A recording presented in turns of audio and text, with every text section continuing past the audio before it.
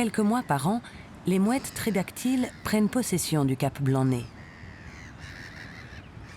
L'ornithologue Nathan Legroux suit cette étonnante population de mouettes, nouvelles venues, qui vivent ici dans la limite sud de leur aire de répartition.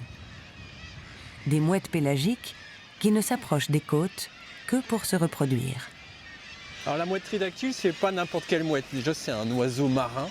Et les oiseaux marins, moi je trouve qu'ils sont vraiment mystérieux. Ils parcourent des milliers de kilomètres en mer. Là, ça c'est une colonie qui est très importante.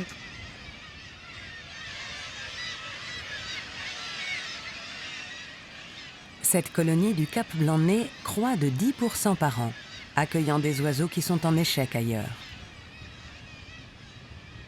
La reproduction y est très élevée.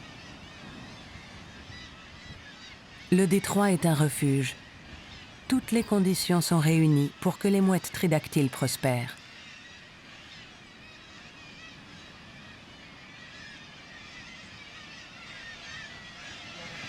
Alors sur le site du cap Blanc-Nez, il y a 2810 nids.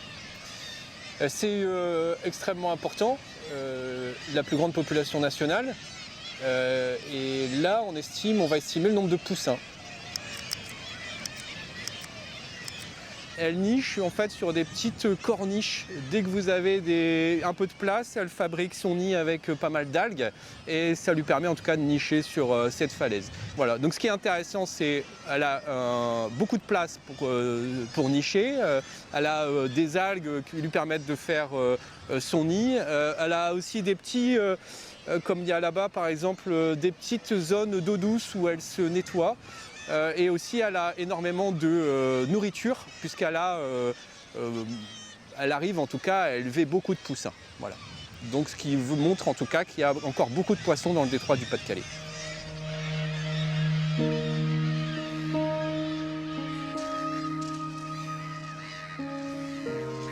Lorsque les poussins naissent et grandissent, l'équipe de Nathan passe tous les jours au pied des falaises pour récupérer les jeunes tombés du nid, soit par maladresse, soit par peur des rapaces qui fréquentent aussi le site.